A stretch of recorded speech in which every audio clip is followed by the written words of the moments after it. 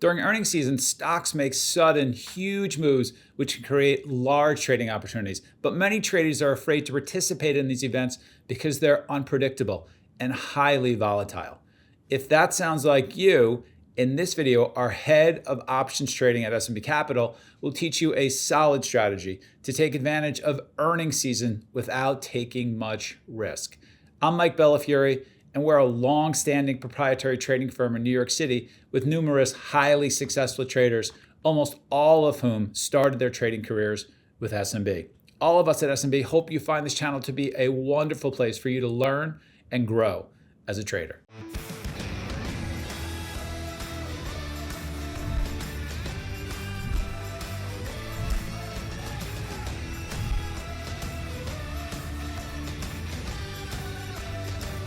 Hi, I'm Seth Freuberg, and I'm the head trader of S&B Capital's options trading desk here in Manhattan. And I'm consulted frequently by the traders here on our desk to structure options trades around a thesis that they have on a stock or an index. And we also have subscribers here to our YouTube channel who learn the strategies that we teach here on our channel, and then they begin trading them. And so recently, we heard from a gentleman by the name of Gowan, who had watched a video lesson we taught last year involving how to trade earnings in a much safer way than you might have thought was possible. In order to go over how this earnings option strategy works, I need to make sure that you're clear on how equity options themselves work. And I realize that most of you probably know something about how options work, but just for a quick review, and this is going to be fast. What's known as a call option on a stock entitles the buyer of that option to purchase 100 shares of that stock at a certain price called the strike price of that option, regardless of what price the stock is actually trading at.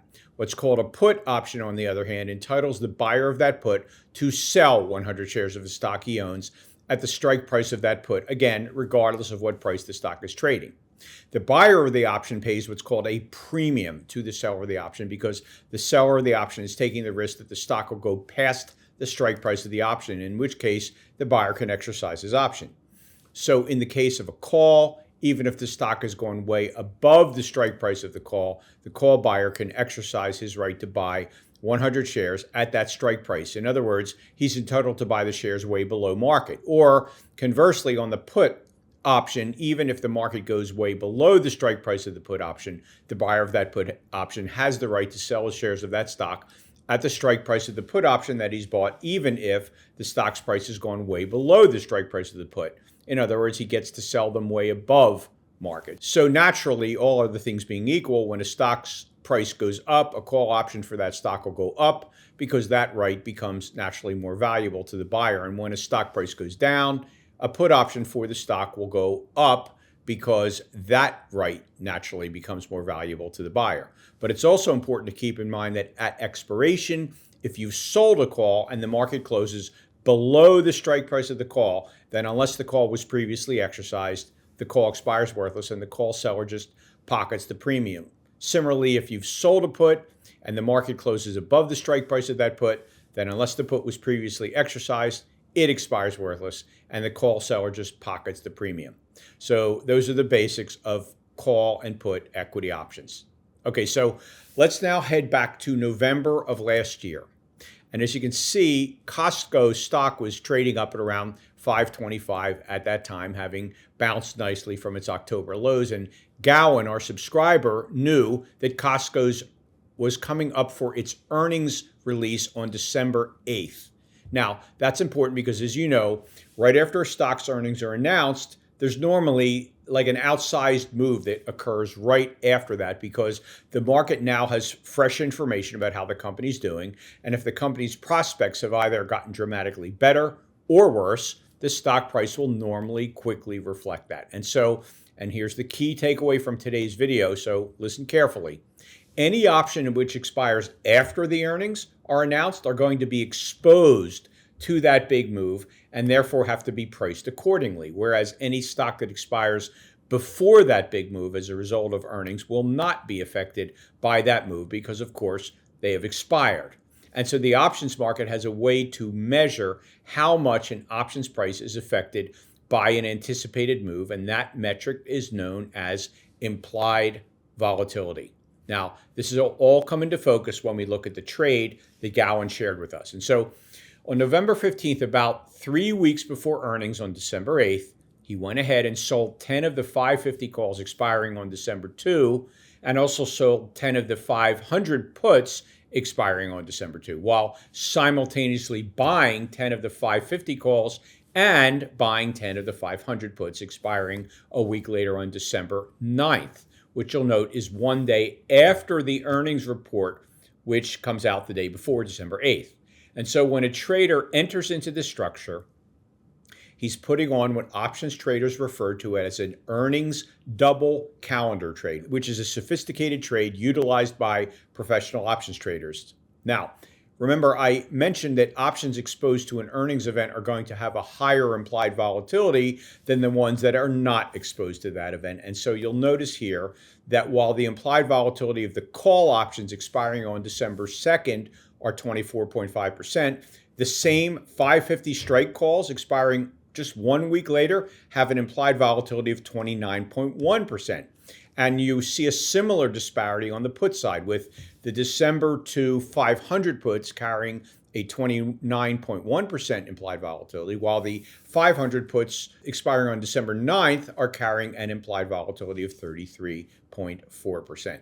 And since that particular metric of implied volatility is a reflection of how much price the market's building into those options, it makes sense that the December 9th options, which will still be alive a day after the earnings announcement, which takes place the day before, will have a higher implied volatility than the options not exposed to that event, which are the December 2 options. Now, from a cash flow perspective, let's just get clear on what's happened here. And so, first of all, buying those December 9th calls up at the 550 strike cost $7.50, and each option represents 100 shares of stock, so you multiply that by 100. And remember, we bought 10 of them, and so those cost us a total actually of $7,500.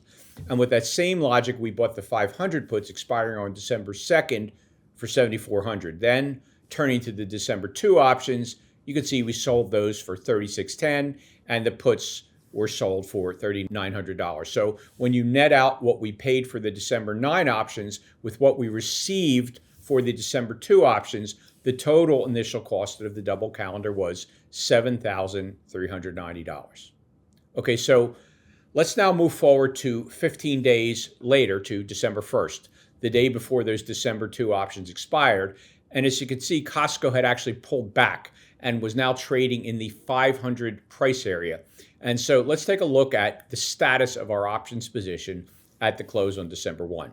And so let's break this down option by option to really see how this trade works. So let's start with the 10 short calls up at 550. And as you can see, those have almost no value. They have 2 cents, in fact. And that's as you'd expect, because they're nearly 50 points above the stock's price, yet there's only 1 day to go, so that makes sense. The chance of those having any value by the end of the next day are practically nothing. Moving down to the short puts at 500, now those have lost value from the original $3.65 that we got, but they still have some value because the price is only 3 points above the strike price, but there's no assurance, of course, that they're going to go below 500 in the next 24 hours. So there's a limit to how much the market will pay for those, thus the $1.92 price. Now, the long calls at 550 expiring a week later on December 9th, while those are almost 50 points above the price of Costco, still there's a week left and earnings are coming up, which is just the kind of thing that can make a stock rally really strongly, possibly 50 points. And so those still retain way more value than those 2-cent calls expiring the next day on December 2nd. And finally, those long puts at 500, they, of course, got very valuable, up almost 50% from their original price, as you can see. And that's because there's a week left. And if the market doesn't like the Costco earnings report, this thing could really tank. And so that event is keeping the prices really pumped up, just as it is, in a sense, for the calls up at 550, even though they're so far away and the price is quite a bit lower. Those prices are still pumped up to some extent because earnings are coming up. And so if we want to close the trade at this point, with the short options having both lost a lot of value while the long options held their own, then we would simply buy back the options we sold and sell the options we bought. And so let's run that down for you. And first off, starting with selling the long calls for 89 cents, that brought in $890, and we add that to the $10,680 we received when we cashed in on the long 500 puts. And as we just explained, those were very valuable. We then bought back the 550 short calls about to expire the next day for only $20. So we subtract that out along with the 1930 for buying back the short puts, which still had some value, as we discussed. And of course, we need to subtract out the original cost of the trade itself, which you'll recall was $73.90. And so if you net it all down, it comes to a profit of $2,240, which is over 30% return during that 16-day period, which is obviously terrific. Before we wrap up, I did want to point out one other thing, and that is that there was a method to Gowan's madness, and that is that he knew the implied volatility of those long options was going to hold up because they expire on December 9th, and the earnings release is the day before on December 8th. So they couldn't lose a massive amount of value because the earnings release is such a wild card. And in fact, if we take a look at the implied volatility calculation of the long 550 calls on November 15th, when we entered the trade, you can see that from an implied volatility standpoint, they went up from 29.1% on November 15th to 36.8% on December 1, while the 500 puts went from 33.4% at trade initiation to 40.7% at trade exit. And while you may not, completely understand the metric of implied volatility quite yet, just please accept that it's a measurement of how pumped up options prices get. And as you can see, they got even more pumped up as earnings approached, which is actually quite common and is known to options traders as implied volatility build, or IV build for short. And so what I'd like you to take away from today's video is that traders who follow our channel can get some great trading ideas like Gowan did. And applying the principles that we teach can be quite valuable if you understand and know how to apply them. Professional traders understand edges like the implied volatility build that can occur before an earnings release and can exploit those edges by selling options that expire before the event occurs while buying options that expire after the event occurs, resulting in the short options expiring in many cases with no value, while the long options maintain a great deal of their value in anticipation of the earnings report. This is the kind of edge that professional traders identify and use, and hopefully you can begin doing the same. Do you want more, as we say, easy money option strategies? Here's one that crushed the markets. Just click on the video appearing on your screen right now.